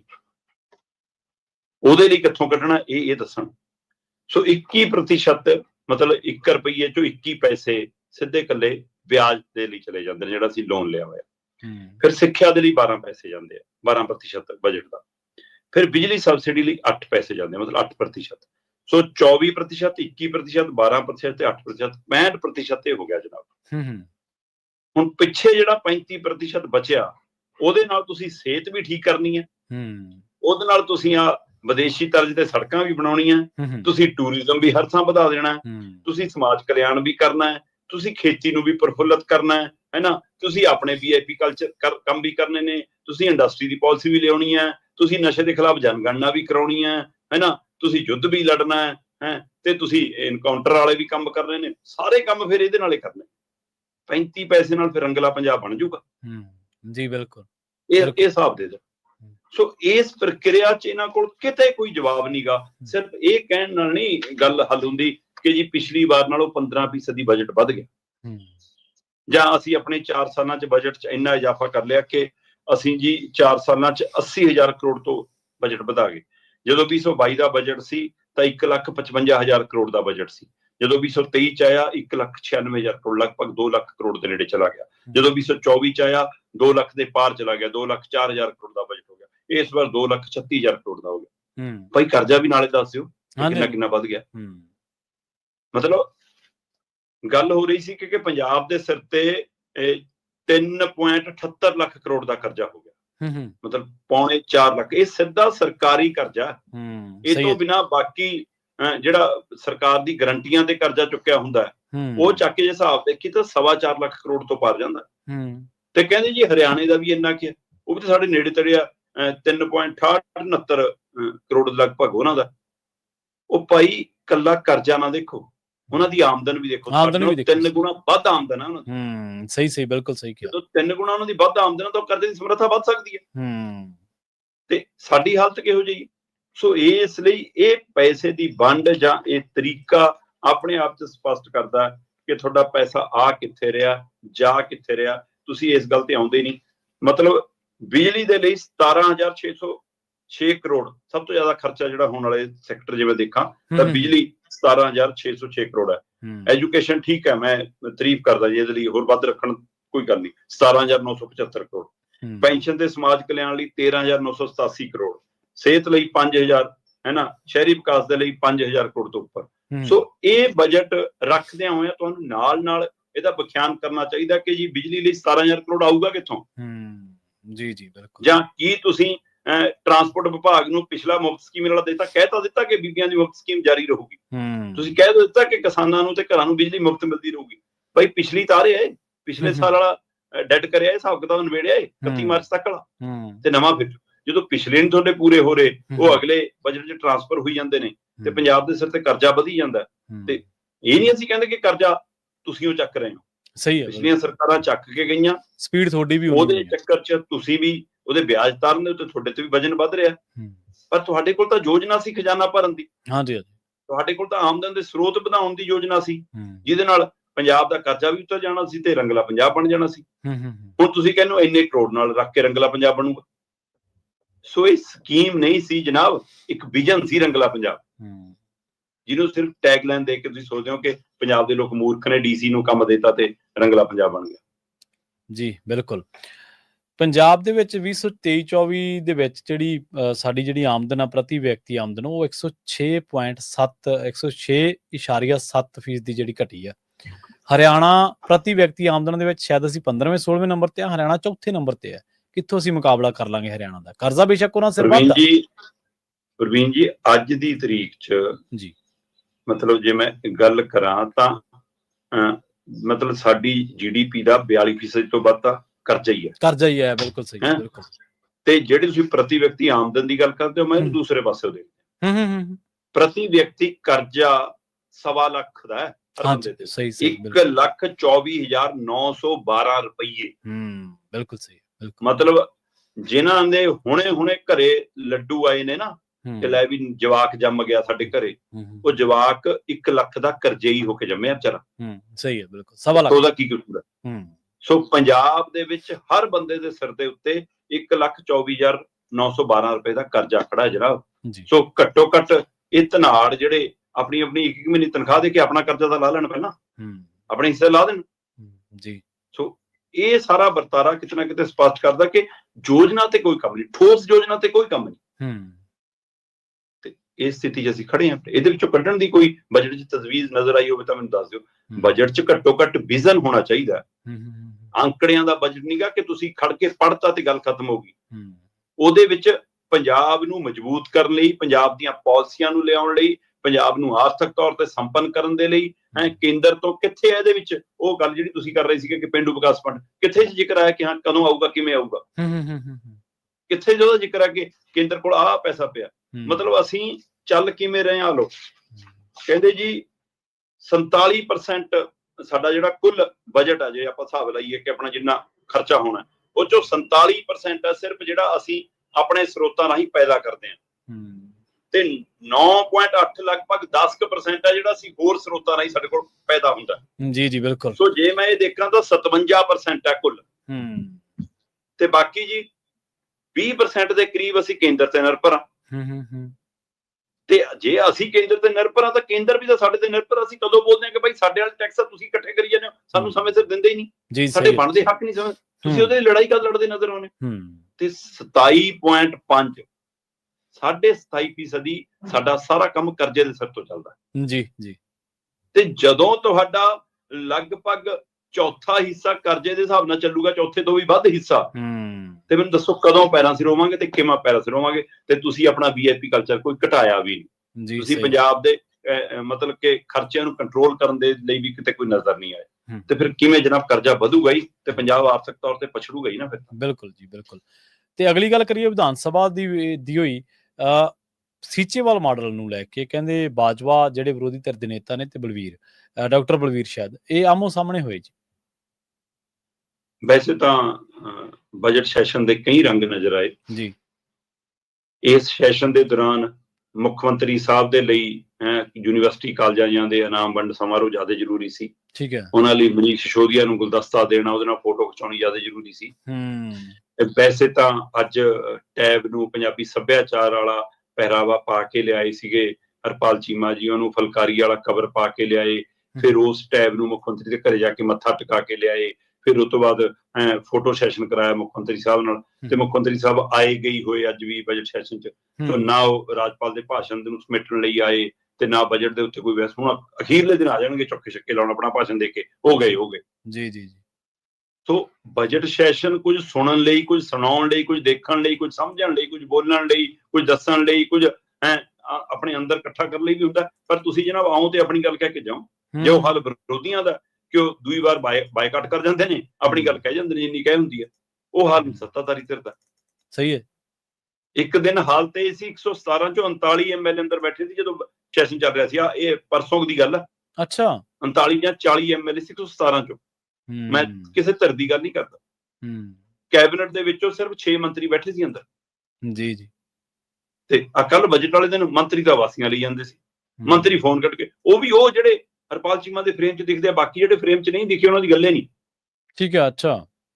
ਪਿੱਛੇ ਬੈਠੇ ਜਨਾਬ ਨੇ ਫੋਨ ਕੱਢ ਲਿਆ, ਬਰਿੰਦਰ ਗੋਇਲ ਹੈ ਜੀ ਮੰਤਰੀ। ਅੱਛਾ। ਫੋਨ ਕੱਢ ਕੇ ਸੁਣ ਰਿਹਾ ਤੇ ਤੁਹਾਡਾ ਵਿੱਤ ਮੰਤਰੀ ਬਜਟ ਪੇਸ਼ ਕਰ ਰਿਹਾ, ਤੇ ਨਾਲ ਵਾਲੇ ਨਾਲ ਘੁਸਰ ਮੁਸਰ ਕਰੀ ਜਾਂਦਾ। ਵਿੱਤ ਮੰਤਰੀ ਦੀ ਪਿੱਠ ਦੇ ਪਿੱਛੇ ਨੂੰ ਸਿਰ ਕਰਕੇ ਦੋ ਜਣੇ ਘੁਸਰ ਮੁਸਰ ਵੀ ਕਰੀ ਜਾਂਦੇ ਨੇ, ਦੰਦੀਆਂ ਵੀ ਕੱਢੀ ਜਾਂਦੇ ਨੇ, ਹੈਨਾ, ਤੇ ਅਵਾਸੀਆਂ ਵੀ ਆਈ ਜਾਂਦੀਆਂ ਨੇ। ਤੇ ਸਿਰਾ ਤਾਂ ਤਦ ਹੋ ਗਿਆ ਜਦੋਂ ਇਹਨਾਂ ਤੋਂ ਪਿਛਲੀ ਲਾਈਨ ਚੋਂ ਇੱਕ MLA ਉੱਠਿਆ ਤੇ ਗੁਣਗਾਨ ਕਰਨ ਲੱਗ ਪਿਆ। ਚੱਲਦੇ ਬਜਟ ਦੇ ਬਜਟ ਪੇਸ਼ ਕਰ ਰਿਹਾ ਵਿੱਤ ਮੰਤਰੀ, ਹਰਪਾਲ ਚੀਮਾ ਜੀ ਦਾ ਗੁਣਗਾਨ ਤੇ ਉਹਦਾ ਮੁੱਖ ਮੰਤਰੀ ਸਾਹਿਬ ਦਾ ਗੁਣਗਾਨ। ਸਪੀਕਰ ਸਾਹਿਬ ਅੱਜ ਕੱਲ ਖਾਸੇ ਤਲਖ ਹੋਏ ਨੇ, ਕਹਿੰਦੇ ਬੈਠ ਬੈਠ ਬੈਠ, ਦਿਖਦਾ ਨਹੀਂ ਕਿ ਬਜਟ ਪੇਸ਼ ਹੋ ਰਿਹਾ। ਉਹ ਹਰਪਾਲ ਚੀਮਾ ਨੂੰ ਰੁਕਣਾ ਪੈ ਗਿਆ। ਸਹੀ ਹੈ। ਇਹ ਤਾਂ ਸਥਿਤੀ ਹੈ। ਚਲੋ ਇਹ ਤੋਂ ਗਾਂ ਜਿਹੜਾ ਸਵਾਲ ਤੁਸੀਂ ਪਾ ਰਹੇ ਹੋ, ਬਿਲਕੁਲ ਪੰਜਾਬ ਦੇ ਵਿੱਚ ਕਾਫੀ ਚਰਚਾ 'ਚ ਰਹਿੰਦਾ ਹੈ ਸੰਤ ਸੀਚੇਵਾਲ ਹੋਰਾਂ ਦਾ ਸੀਚੇਵਾਲ ਮਾਡਲ। ਠੀਕ ਹੈ ਜੀ। ਸੰਤ ਬਲਬੀਰ ਸਿੰਘ ਸੀਚਲ ਹੁਣ ਰਾਜ ਸਭਾ ਮੈਂਬਰ ਨੇ ਆਮ ਆਦਮੀ ਪਾਰਟੀ ਦੇ ਕੋਟੇ ਚੋਂ। ਬੇਸ਼ੱਕ ਉਹ ਕਹਿੰਦੇ ਕਿ ਮੈਂ ਪਾਰਟੀ ਦੇ ਪਲੇਟਫਾਰਮ ਤੇ ਕਿਤੇ ਨਜ਼ਰ ਨਹੀਂ ਆਉਂਗਾ, ਤੇ ਉਹ ਸਿੱਧੇ ਰੂਪ 'ਚ ਨਜ਼ਰ ਵੀ ਨਹੀਂ ਆਉਂਦੇ, ਪਰ ਤਾਂ ਵੀ ਉਹਨਾਂ ਦੇ ਕੋਟੇ ਚੋਂ ਨੇ। ਇਸ ਲਈ ਕੱਲ ਪ੍ਰਤਾਪ ਬਾਜਵੇ ਨੇ ਨਿਸ਼ਾਨੇ ਤੇ ਲਿਆ। ਸਾਨੂੰ ਨਹੀਂ ਪਤਾ ਕਿ ਉਹਨਾਂ ਤੋਂ ਕੋਈ ਗਲਤੀ ਨਾਲ ਹੋ ਗਿਆ ਇਹ ਕੰਮ, ਠੀਕ ਹੈ, ਕਿ ਉਹ ਟਪੜਾ ਖਾ ਗਏ ਜਾਂ ਉਹ ਕਿਸੇ ਤਹਿ ਰਣਨੀਤੀ, ਕਿਉਂਕਿ ਵਿਰੋਧੀ ਧਿਰ ਦਾ ਲੀਡਰ ਆ ਤੇ ਆਪਣੇ ਆਪ ਨੂੰ ਘਾਕ ਲੀਡਰ ਸਮਝਦਾ, ਤੇ ਇੱਕ ਅੱਧੀ ਲਾਈਨ 'ਚ ਕੋਈ ਟਪੜਾ ਖਾ ਸਕਦਾ ਬੰਦਾ, ਪਰ ਪੂਰੀ ਕਹਾਣੀ ਸੁਣਾਵੇ, ਇੱਕ ਵਾਰ ਨਹੀਂ 2-3 ਵਾਰ ਸੁਣਾਵੇ, ਦਾ ਮਤਲਬ ਉਹ ਤਹਿ ਨੀਤੀ ਨਾਲ ਆਇਆ ਸੀਗਾ। ਸਹੀ ਹੈ, ਬਿਲਕੁਲ, ਕਿ ਉਹਨੇ ਸਿੰਚਲ ਹੋਰਾਂ ਨੂੰ ਨਿਸ਼ਾਨੇ ਤੇ ਲੈਣਾ। ਹੁਣ ਉਹਦੇ ਰਾਹੀਂ ਉਹਨੇ ਕਿਉਂ ਨਿਸ਼ਾਨੇ ਤੇ ਲਿਆ, ਇਹ ਉਹੀ ਦੱਸ ਸਕਦੇ। ਸਹੀ ਸੀ, ਬਿਲਕੁਲ ਜੀ। ਉਹ ਕਹਿੰਦੇ ਜੀ ਤੁਸੀਂ ਬਹੁਤ ਗੋਗਾ ਗਾਉਂਦੇ ਹੋ, ਸਿੰਚੇਵਾਲ ਮਾਡਲ, ਸਿੰਚੇਵਾਲ ਮਾਡਲ। ਕਿਹੜਾ ਸਿੰਚੇਵਾਲ ਮਾਡਲ? ਕਹਿੰਦੇ ਜੋ ਕੋਈ ਇੰਜੀਨੀਅਰ ਨੇ। ਤੇ ਇਸ ਦੇ ਉੱਤੇ ਸਾਡੇ ਸਪੀਕਰ ਸਾਹਿਬ ਨੇ ਵੀ ਕਿਹਾ ਕਿ ਪ੍ਰਤਾਪ ਬਾਜਵਾ ਜੀ ਪਹਿਲਾਂ ਸਿੰਚੇਵਾਲ ਜਾ ਕੇ ਆਓ, ਮਾਡਲ ਦੇਖ ਕੇ ਆਓ, ਫੇਰ ਗੱਲ ਕਰਿਓ, ਏਦਾਂ ਸ਼ੋਭਦਾ ਨੀਗਾ। ਤੇ ਪ੍ਰਤਾਪ ਬਾਜਵਾ ਕਹਿੰਦਾ ਮੈਂ ਗਿਆ ਹੋਇਆ, ਮੈਂ ਸਾਰਾ ਕੁਝ ਦੇਖਿਆ ਹੋਇਆ, ਮੈਨੂੰ ਪਤਾ ਹੈ, ਮੈਂ ਤਾਂ ਹੀ ਗੱਲ ਕਰ ਰਿਹਾ। ਕਹਿੰਦਾ ਜਦੋਂ ਬੰਦਾ ਇੰਜੀਨੀਅਰ ਨੀਗਾ, ਤੁਸੀਂ ਉਹਦੇ ਮਾਡਲ ਨੂੰ ਗੋਗਾ ਗਈ ਜਾਂਦੇ ਹੋ। ਤੁਹਾਡੇ ਕੋਲ ਪੈਕ ਦਾ ਮਾਡਲ ਹੈ, ਤੁਹਾਡੇ ਕੋਲ ਥਾਪਰ ਯੂਨੀਵਰਸਿਟੀ ਦਾ ਮਾਡਲ ਹੈ, ਤੁਹਾਡੇ ਕੋਲ ਪੰਜਾਬ ਯੂਨੀਵਰਸਿਟੀ ਦਾ ਮਾਡਲ ਹੈ, ਉਹਨਾਂ ਨੂੰ ਅਪਣਾ ਲਓ ਕਹਿੰਦੇ। ਤੇ ਜੀ ਇਸ ਗੱਲ ਦੇ ਉੱਤੇ ਫਿਰ ਡਾਕਟਰ ਬਲਬੀਰ ਵੀ ਤਲਬ ਹੋਏ। ਉਹਨਾਂ ਨੇ ਕਿਹਾ ਵੀ ਇਹ ਕਿੱਥੋਂ ਦਾ ਸਿਧਾਂਤ ਆ ਗਿਆ ਕਿ ਜੇ ਵਿਗਿਆਨੀ ਹੋਊਗਾ ਤਾਂ ਉਹੀ ਕੰਮ ਕਰ ਸਕਦਾ।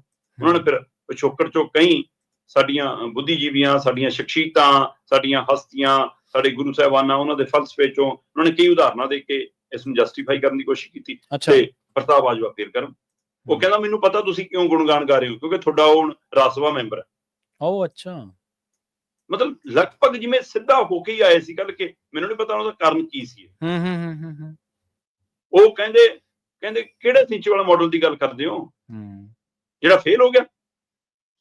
ਉੱਥੇ ਉਹਨਾਂ ਨੇ ਕਿਹਾ ਵੀ, ਕਹਿੰਦੇ ਕਿ ਭਾਈ ਉਹ ਖੇਤਾਂ ਨੂੰ ਜਦੋਂ ਪਾਣੀ ਲੱਗਦਾ ਉਹ ਟੈਸਟਡ ਪਾਣੀ ਆ ਹੁਣ, ਕਿ ਉਹ ਸਹੀ ਹੈ। ਉਹ 3 ਖੂਹ ਵਾਲੀ ਪ੍ਰਕਿਰਿਆ, ਕਿ ਪਹਿਲਾਂ ਇੱਕ ਖੂਹ 'ਚ, ਫਿਰ ਦੂਏ 'ਚ, ਫਿਰ ਤੀਏ 'ਚ, ਉਸ ਤੋਂ ਬਾਅਦ ਉਹ ਇੰਨਾ ਪਾਣੀ ਇਸ ਲਾਇਕ ਹੋ ਜਾਂਦਾ ਸੀਵਰੇਜ ਵਾਲਾ ਕਿ ਉਹ ਖੇਤਾਂ ਨੂੰ ਲਾਇਆ ਜਾ ਸਕਦਾ। ਕਹਿੰਦੇ ਉਹ ਟੈਸਟਡ ਹੈ। ਪਰ ਪ੍ਰਤਾਪ ਬਾਜਵਾ ਕਿੱਥੇ ਸੁਣਨ ਵਾਲੇ ਸੀ, ਨਹੀਂ ਸੁਣਦੇ। ਉਹ ਕਹਿੰਦੇ ਵੀ ਮੈਨੂੰ ਪਤਾ ਹੈ, ਉਹ ਪਾਈਪਾਂ ਵੇਚਣ ਵਾਲਾ ਬਾਬਾ ਹੈ ਨਾ, ਉਹ ਤਾਂ ਠੇਕੇਦਾਰ, ਉਹ ਤਾਂ ਠੇਕੇਦਾਰੀ ਕਰਦਾ, ਕਹਿੰਦੇ ਪਾਈਪਾਂ ਵੇਚਦਾ। ਠੀਕ ਹੈ, ਮਤਲਬ ਉਹਨਾਂ ਦਾ ਦ੍ਰਿਸ਼ ਕੱਲ ਉਹੋ ਜਿਹਾ ਘੜਿਆ ਵਾ ਸੀ ਕਿ ਜਿਵੇਂ ਨੈਸ਼ਨਲ ਪੱਧਰ ਦੇ ਉੱਤੇ ਕਰਿਆਨੇ ਦੀ ਦੁਕਾਨ ਚਲਾਉਣ ਵਾਲਾ ਬਾਬਾ ਨਾ ਇੱਕ, ਹਾਂਜੀ ਹੈਗਾ, ਉਵੇਂ ਇਹ ਹੁਣ ਪਾਈਪਾਂ ਵੇਚਣ ਵਾਲਾ ਬਾਬਾ। ਸੋ ਉਹਨਾਂ ਨੇ ਉੱਥੇ ਲਿਆ ਕੇ ਗੱਲ ਖੜੀ ਕੀਤੀ ਹੈ। ਤੇ ਉਸ ਤੋਂ ਬਾਅਦ ਖੁਦ ਸੰਤ ਬਲਬੀਰ ਸਿੰਘ ਸਿੰਚੇਵਾਲ ਹੋਰਾਂ ਦੀ ਵੀ ਇੱਕ ਵੀਡੀਓ ਸਾਹਮਣੇ ਆਈ। ਠੀਕ ਹੈ, ਉਹਨਾਂ ਨੇ ਉਸ ਵੀਡੀਓ 'ਚ ਕਿਹਾ ਕਿ ਮੈਨੂੰ ਨਹੀਂ ਪਤਾ ਪ੍ਰਤਾਪ ਬਾਜਵਾ ਏਦਾਂ ਕਿਉਂ ਬੋਲ ਰਹੇ ਸੀ, ਕਿਉਂਕਿ ਜਦੋਂ ਨਹੀਂ ਹਟੇ ਆਮੋ ਸਾਹਮਣਾ ਹੋਣ ਤੋਂ, ਤਾਂ ਪ੍ਰਤਾਪ ਬਾਜਵਾ ਨੇ ਇੱਕ ਹੋਰ ਗੱਲ ਵੀ ਕਹਿਤੀ। ਉਹ ਕਹਿੰਦਾ ਤੁਸੀਂ, ਕਿਉਂਕਿ ਬਲਬੀਰ ਸਿੰਘ ਉਹਨਾਂ ਨੇ ਕਿਹਾ ਕਿ ਉਹਨਾਂ ਨੇ ਕਿੱਡਾ ਵੱਡਾ ਕੰਮ ਕੀਤਾ, ਬਈ ਨੂੰ ਮੁੜ ਕੇ ਸੁਰਜੀਤ ਕਰਤਾ, ਪਾਣੀ ਥੱਲਿਓਂ ਫੁੱਟ ਪਏ ਉਹਦੇ, ਹੈਨਾ, ਤੇ ਇਸ ਲਈ ਉਹ ਪਾਣੀ ਆਪ ਮਾਰੇ। ਉਹ ਕਹਿੰਦਾ ਕਿਹੜੇ ਪਾਣੀ? ਉਸੇ ਪਾਣੀ ਦੀ ਗੱਲ ਕਰਦੇ ਹੋ ਜਿਹਨੂੰ ਪੀ ਕੇ ਤੁਹਾਡਾ ਮੁੱਖ ਮੰਤਰੀ 4 ਦਿਨ ਹਸਪਤਾਲ 'ਚ ਰਿਹਾ। ਉਹ ਅੱਛਾ, ਗੱਲ ਇੱਥੋਂ ਤੱਕ ਵੱਧ ਗਈ, ਇੱਥੋਂ ਤੱਕ। ਤੇ ਇਸ ਗੱਲ ਨੂੰ ਫਿਰ ਸੰਤ ਬਲਬੀਰ ਸਿੰਘ ਸਿੰਚੇਵਾਲ ਵੀ ਕਹਿੰਦੇ ਨਜ਼ਰ ਆਏ। ਉਹ ਕਹਿੰਦੇ ਵੀ ਬਈ ਦਾ ਪਾਣੀ ਸ਼ੁੱਧ ਪਾਣੀ ਹੈ, ਉਹ 'ਚ ਸੰਗਤ ਰੋਜ਼ ਇਸ਼ਨਾਨ ਕਰਦੀ ਹੈ, ਅਸੀਂ ਰੋਜ਼ ਪੀਂਦੇ ਹਾਂ। ਆਜੋ, ਮੈਂ ਅੱਜ ਪੀ ਕੇ ਦਿਖਾਉਣਾ, ਕੱਲ ਨੂੰ ਵੀ ਆਜੋ, ਰੋਜ਼ ਆ ਜਾਣ ਮੀਡੀਆ ਵਾਲੇ, ਮੈਂ ਸਾਹਮਣੇ ਰੋਜ਼ ਪੀਊਂਗਾ। ਤੇ ਜਦੋਂ ਸਵਾਲ ਹੈ ਕਿ ਉਹ ਤਾਂ ਇਹ ਕਹਿੰਦਾ ਜੀ ਕਿ ਮੁੱਖ ਮੰਤਰੀ, ਕਹਿੰਦਾ ਮੈਨੂੰ ਨਹੀਂ ਪਤਾ ਮੁੱਖ ਮੰਤਰੀ ਨੂੰ ਕਿਹੜੀ ਬਿਮਾਰੀ ਹੈ। ਉਹ ਅੱਛਾ, ਇਹਦਾ ਮਤਲਬ ਕੁਛ ਹੈਗਾ ਤਾਂ ਸੀ ਨਾ। ਉਹ ਕਹਿੰਦੇ ਮੈਨੂੰ ਨਹੀਂ ਪਤਾ ਕਿ ਉਹ ਇਲਾਜ ਕਾਹਦੇ ਲਈ ਹੋਇਆ, ਕਿਉਂ ਕਰਾਉਣਾ ਪਿਆ, ਕੀ ਹੋਇਆ, ਉਹ ਪਾਣੀ ਦਾ ਕੋਈ ਮਸਲਾ ਨਹੀਂ ਹੈ। ਕਹਿੰਦੇ ਪਰ ਮੈਂ ਵੇਈ ਦੇ ਪਾਣੀ ਦੀ ਸਫਾਈ ਦੇ ਸਕਦਾ। ਹਾਂ, ਉਹ ਕਹਿੰਦੇ ਮੁੱਖ ਮੰਤਰੀ ਦੀ ਬਿਮਾਰੀ ਦਾ ਮੈਨੂੰ ਨਹੀਂ ਪਤਾ ਕੀ ਸੀ। ਸੋ ਉੱਥੇ ਖਾਸਾ ਉਹ ਬੋਲਣ ਲੱਗੇ, ਅੜਕੇ ਵੀ 2-3 ਵਾਰ ਇਹ ਸ਼ਬਦ ਕਹਿੰਦੇ ਆ।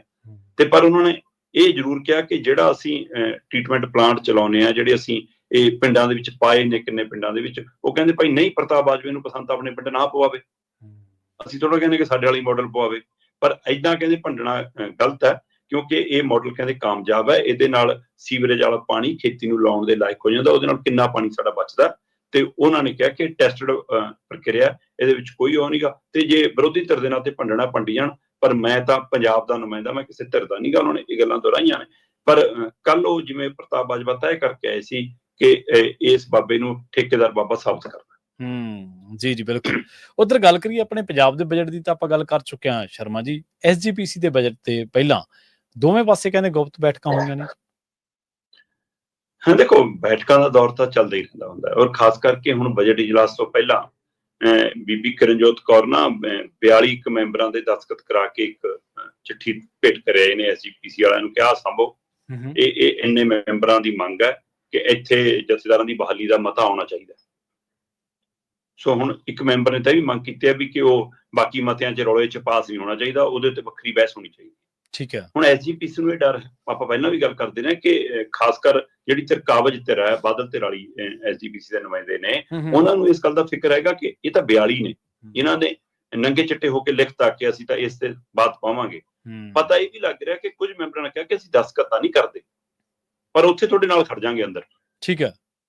ਜਦੋਂ ਗੱਲ ਆਈ ਤਾਂ ਇਹ ਫਿਕਰ ਬਾਦਲ ਧਿਰ ਨੂੰ ਡਰਾ ਰਿਹਾ ਕਿ ਕਿਤੇ ਉਲਟ ਨਾ ਹੋ ਜਾਵੇ। ਆਪਾਂ ਪਹਿਲਾਂ ਵੀ ਗੱਲ ਕਰਦੇ ਨੇ ਕਿ ਉੱਥੇ ਉਲਟ, ਦੂਏ ਪਾਸੇ ਬਾਬਾ ਧੂਮਾ ਵੀ ਲੱਗੇ ਨੇ, ਤੇ ਧੂਮਾ ਨੂੰ ਮਨਾਉਣ ਦੀ ਪ੍ਰਕਿਰਿਆ, ਗੁਪਤ ਬੈਠਕਾਂ ਉੱਥੇ ਵੀ ਹੋ ਰਹੀਆਂ ਨੇ, ਤੇ ਧੂਮਾ ਕਹਿੰਦਾ ਪਹਿਲਾਂ ਮੈਂ ਸ਼ਕਤੀ ਪ੍ਰਦਰਸ਼ਨ ਕਰੂੰਗਾ, ਉਹ ਤੋਂ ਬਾਅਦ ਦੇਖੂੰਗਾ।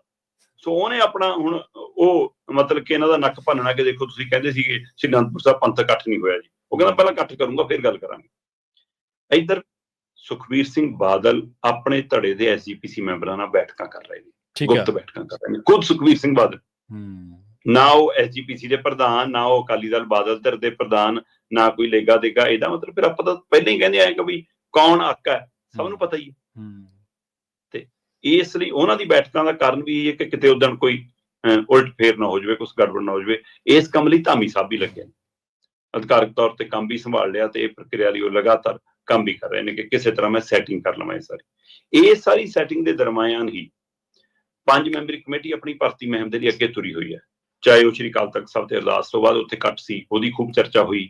ਫਿਰ ਮੇਲਕੋਟਲੇ 'ਚ ਜਦੋਂ ਰੱਖਿਆ ਕਿ ਬੈਠਕ ਰੱਖੀ ਹੈ ਜੀ ਭਰਤੀ ਮੁਹਿੰਮ ਲਈ, ਉਹ ਰੈਲੀ 'ਚ ਬਦਲ ਗਈ। ਫਿਰ ਕੱਲ ਜਲੰਧਰ ਸ਼ਹਿਰ ਸੀ, ਉੱਥੇ 1000-1200 ਬੰਦਾ ਆ ਗਿਆ ਪਰਚੀਆਂ ਕਟਾਉਣ। ਸੋ ਇਸ ਨੇ ਵੀ ਬਾਦਲ ਧਿਰ ਨੂੰ ਫਿਕਰ ਤਾਂ ਪਾਇਆ, ਤੇ ਪਤਾ ਇਹ ਲੱਗਿਆ ਕਿ 5 ਮੈਂਬਰੀ ਕਮੇਟੀ ਕੱਲ ਜਲੰਧਰ ਵਾਲੀ ਬੈਠਕ ਤੋਂ ਪਹਿਲਾਂ ਗੁਪਤ ਬੈਠਕ ਕਰ ਰਹੀ ਸੀ ਜੀ। 5 ਮੈਂਬਰੀ ਕਮੇਟੀ ਨੇ ਵੀ ਗੁਪਤ ਬੈਠਕ ਕੀਤੀ, ਕਿਉਂਕਿ ਐਡਵੋਕੇਟ ਹਰਜਿੰਦਰ ਸਿੰਘ ਧਾਮੀ ਤੇ ਹੁਣ ਇਹ ਸਵਾਲ ਤਾਂ ਆਉਣਾ ਹੀ ਆਉਣਾ ਕਿ ਭਾਈ ਤੁਸੀਂ ਜੇ ਵਾਪਸ ਆਏ ਹੋ ਤਾਂ ਅਕਾਲ ਤਖਤ ਸਾਹਿਬ ਨੇ ਤੁਹਾਡਾ ਅਸਤੀਫਾ ਅਜੇ ਤੱਕ ਪ੍ਰਵਾਨ ਨਹੀਂ ਕੀਤਾ, ਤੁਸੀਂ 7 ਮੈਂਬਰੀ ਕਮੇਟੀ 'ਚ ਵਾਪਸੀ ਕਿਉਂ ਨਹੀਂ ਕੀਤੀ? ਸਹੀ। ਤੇ ਇੱਧਰ 5 ਮੈਂਬਰੀ ਕਮੇਟੀ ਆਪਣੇ ਕੰਮ ਲਈ ਜਿਵੇਂ ਅੱਗੇ ਵਧੀ ਹੋਈ ਆ, ਉਹਦੇ ਵਿੱਚੋਂ ਹੁਣ ਪਤਾ ਇਹ ਲੱਗ ਰਿਹਾ ਕਿ 5 ਮੈਂਬਰੀ ਕਮੇਟੀ ਦੀ ਕੱਲ ਗੁਪਤ ਬੈਠਕ ਕਰਕੇ ਪਹਿਲਾਂ ਤਾਂ ਆਪਣੇ ਤੱਕ ਹੋਈ ਪਹੁੰਚ ਅਪਰੋਚ ਦੇ ਕਿੱਸੇ ਸੁਣਾਏ ਕਹਿੰਦੇ, ਕਿਉਂਕਿ ਆਪਾਂ ਲਗਾਤਾਰ ਗੱਲ ਕਰ ਰਹੇ ਹਾਂ ਕਿ ਏਕਤਾ ਦੀ ਗੱਲ ਤੁਰੀ ਆ, ਪਰ ਹੁਣ ਪਤਾ ਲੱਗ ਰਿਹਾ ਕਿ ਏਕਤਾ ਦੀ ਗੱਲ ਘੱਟ ਆ, ਇਹ ਤੋੜਨ ਦੀ ਗੱਲ ਵੱਧ ਆ, ਜੋੜਨ ਨਾਲੋਂ ਤੋੜਨ ਦੀ ਗੱਲ। ਮਤਲਬ ਜੇ ਤੁਸੀਂ ਏਕਤਾ ਕਰਨੀ ਸਿੱਧੀ 5 ਮੈਂਬਰੀ ਕਮੇਟੀ ਨਾਲ ਕੋਈ ਬੈਠਕ ਰੱਖਦੇ, ਪਤਾ ਲੱਗ ਰਿਹਾ ਕਿ ਕੱਲੇ ਨੂੰ ਸੈਟਲ ਕਰਨ ਦੀ ਕੋਸ਼ਿਸ਼ ਕੀਤੀ ਜਾ ਰਹੀ ਹੈ, ਤੇ ਉਹ ਫਿਰ ਸੈਟਿੰਗ ਹੁੰਦੀ ਹੈ, ਉਹ ਸਮਝੌਤਾ ਨਹੀਂ ਹੁੰਦਾ, ਉਹ ਏਕਾ ਨਹੀਂ ਹੁੰਦਾ। ਤੋ ਕਹਿੰਦੇ 5 ਨੇ ਕਹਿੰਦੇ ਕਿੱਸੇ ਸੁਣਾਏ ਕਿ ਮੇਰੇ ਕੋਲ ਕੌਣ ਆਇਆ ਸੀ, ਮੈਨੂੰ ਕਿਹਨੇ ਫੋਨ ਕੀਤਾ ਸੀ, ਕਿਹਦੇ ਰਾਹੀਂ ਸੁਨੇਹਾ ਲੱਗਿਆ, ਕਿਵੇਂ ਮੈਨੂੰ ਕਿਹੜੀ ਆਫਰ ਆਈ, ਕਹਿੰਦੇ ਇਹ ਗੱਲਾਂ ਹੋਈਆਂ। ਤੇ ਉਹ ਤੋਂ ਬਾਅਦ ਇਸ ਗੁਪਤ ਬੈਠਕ 'ਚ 5 ਮੈਂਬਰਾਂ ਨੇ ਫੈਸਲਾ ਕੀਤਾ ਕਿ ਆਪਾਂ ਸ਼੍ਰੀ ਅਕਾਲ ਤਖਤ ਸਾਹਿਬ ਵੱਲੋਂ ਸੌਂਪੀ ਸੇਵਾ ਕਰ ਰਹੇ ਹਾਂ ਜੀ, ਆਪਣਾ ਕੰਮ ਕੋਈ ਸਮਝੌਤੇ ਕਰਨਾ ਨਹੀਂ, ਆਪਾਂ ਕੋਈ ਧਿਰ ਨਹੀਂ ਆ। ਠੀਕ ਹੈ। ਆਪਾਂ ਤਾਂ ਅਕਾਲੀ ਦਲ ਦੀ ਭਰਤੀ ਕਰਕੇ ਡੈਲੀਗੇਟ ਮੂਹਰੇ ਰੱਖਣੇ ਆ, ਉਹ ਤੋਂ ਬਾਅਦ ਡੈਲੀਗੇਟ ਫੈਸਲਾ ਕਿਹਨੂੰ ਚੁਣਨਾ ਕਿਹਨੂੰ ਨਹੀਂ, ਪੁਰਾਣੇ ਨੂੰ ਚੁਣਨਾ ਨਵੇਂ ਨੂੰ ਚੁਣਨਾ, ਉਹਨਾਂ ਨੇ ਮੈਂ ਪਰਚੀ ਕਟਾਈ ਨਹੀਂ ਕਟਾਈ, ਜਿਹੜੇ ਮੈਂਬਰ ਬਣਨਗੇ ਉਹ ਫੈਸਲਾ ਕਰ ਲੈਣਗੇ। ਇਸ ਲਈ ਕਹਿੰਦੇ ਸਾਡਾ ਕੰਮ ਨਹੀਂ। ਸੋ ਇਹਨਾਂ ਨੇ ਇੱਕ ਤਰ੍ਹਾਂ ਨਾਲ ਲਿਖ ਖਿੱਚ ਲਈ ਕਿ ਆਪਾਂ ਸਿੱਧਾ ਰਾਜਨੀਤਿਕ ਕੰਮ ਕਰਦੇ ਹਾਂ ਵੀ ਅਸੀਂ ਓਛੀ ਰਾਜਨੀਤੀ ਨਹੀਂ ਕਰਾਂਗੇ, ਇਹ ਉਹਨਾਂ ਦਾ ਸੰਕੇਤ ਆ। ਤੇ ਪਰ ਉਹਨਾਂ ਨੇ ਇਸ ਗੁਪਤ ਬੈਠਕ ਦਾ ਨਾ ਕਿਤੇ ਜ਼ਿਕਰ ਕੀਤਾ ਅੱਜ, ਠੀਕ ਆ, ਨਾ ਕਿਤੇ ਗੱਲ ਕੀਤੀ ਆ। ਪਰ ਜੇਕਰ ਉਹ ਇਸ ਫੈਸਲੇ ਤੇ ਕਾਇਮ ਰਹਿੰਦੇ ਨੇ, ਸ਼ਾਇਦ ਉਹ ਆਪਣਾ ਕੱਦ ਹੋਰ ਵਧਾ ਜਾਣ। ਪਰ ਫਿਰ ਵੀ ਪ੍ਰਵੀਨ ਜੀ, ਇਹ ਪੰਜਾਬ ਹਿੱਤ 'ਚ, ਕੌਮ ਹਿੱਤ 'ਚ ਤੇ ਸੂਬੇ ਦੇ ਹਿੱਤ 'ਚ ਹੋਊਗਾ ਜੇ ਸਾਰੀਆਂ ਧਿਰਾਂ ਇਕਜੁੱਟ ਹੋ ਜਾਣ। ਤੇ ਉਹ ਚਿਹਰੇ ਜਿਨ੍ਹਾਂ ਨੂੰ ਸ਼੍ਰੀ ਅਕਾਲ ਤਖਤ ਸਾਹਿਬ ਨੇ ਇਹ ਕਿਹਾ ਸੀਗਾ ਕਿ ਤੁਸੀਂ ਹੁਣ ਕੌਮ 'ਚ ਆਧਾਰ ਗਵਾ ਚੁੱਕੇ ਹੋ, ਉਹ ਆਪਣੇ ਆਪ ਪਿਛਲੀ ਲਾਈਨ 'ਚ ਜਾ ਕੇ ਖੜੇ ਹੋ ਜਾਣ ਤਾਂ ਸ਼ਾਇਦ ਭਲਾ ਹੋ ਜਾਵੇ ਹੋਰ। ਜੀ ਬਿਲਕੁਲ ਬਿਲਕੁਲ। ਤੇ ਅਗਲੀ ਗੱਲ ਕਰੀਏ ਜਾਂਦੇ ਆਪਾਂ ਸੁਪਰੀਮ ਕੋਰਟ ਦੇ ਵਿੱਚ ਇੱਕ ਮਾਮਲੇ ਦੀ। ਸੁਪਰੀਮ ਕੋਰਟ ਨੇ ਹਾਈ ਕੋਰਟ ਦੇ ਇੱਕ ਮਾਮਲੇ ਉੱਤੇ ਜਿਹੜਾ ਕਿ ਬਲਾਤਕਾਰ ਦੇ ਨਾਲ ਜੁੜਿਆ ਹੋਇਆ, ਉਸ ਦੇ ਫੈਸਲੇ ਦੇ ਉੱਤੇ ਰੋਕ ਲਾ ਦਿੱਤੀ ਹੈ ਜੀ। ਪ੍ਰਵੀਨ ਜੀ, ਇਹ ਮਾਮਲਾ ਇਲਾਹਾਬਾਦ ਹਾਈ ਕੋਰਟ ਦਾ ਸੀਗਾ। ਠੀਕ ਹੈ ਜੀ। ਯੂਪੀ ਦੇ ਇਲਾਹਾਬਾਦ ਕੋਰਟ ਨੇ ਲੰਘੇ ਦਿਨੀ ਇੱਕ ਫੈਸਲਾ ਸੁਣਾਇਆ, ਮਤਲਬ ਬਲਾਤਕਾਰ ਜਾਂ ਇਰਾਦਾ ਬਲਾਤਕਾਰ ਦੀ ਕੋਸ਼ਿਸ਼ ਦਾ। ਉਸ ਮਾਮਲੇ 'ਚ ਉਹਨਾਂ ਨੇ ਕਿਹਾ ਕਿ ਜੀ ਆਹ ਮੁੰਡੇ ਤਾਂ ਬਰੀ ਨੇ।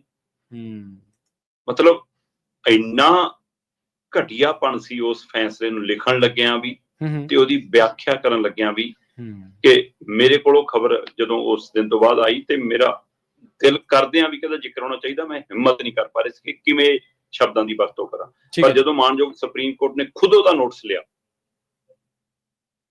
ਖੁਦ ਨੋਟਿਸ, ਕਿਉਂਕਿ ਉਹ ਕਹਿੰਦੇ ਕਿ ਇਹ ਮਾਮਲਾ ਸਾਡੇ ਕੋਲ ਪਟੀਸ਼ਨ ਦੇ ਰੂਪ 'ਚ ਆਇਆ ਸੀ ਪਰ ਉਸ ਪਟੀਸ਼ਨ ਦਾ ਹਵਾਲਾ ਇਹ ਸੀਗਾ ਕਿ ਹਾਈ ਕੋਰਟ ਦਾ ਜੀ ਇੱਕ ਆ ਫੈਸਲਾ ਹੈ ਤੇ ਉਹਦੇ ਉੱਤੇ ਪਟੀਸ਼ਨਰ ਕਹਿੰਦੇ ਸੀਗਾ ਵੀ ਹਾਈ ਕੋਰਟ ਦੇ ਫੈਸਲੇ ਨੂੰ ਕੰਟੀਨਿਊ ਰੱਖੋ, ਅਸੀਂ ਪਰੇ ਕਰਤਾ।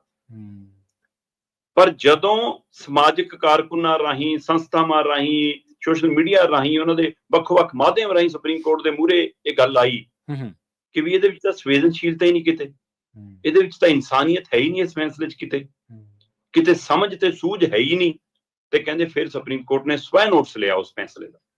ਮਾਮਲਾ ਕੀ ਆ, ਇੱਕ ਮਾਂ ਆਪਣੀ ਬੇਟੀ ਨਾਲ ਆਪਣੇ ਪਿੰਡ ਨੂੰ ਵਾਪਸ ਆ ਰਹੀ ਆ,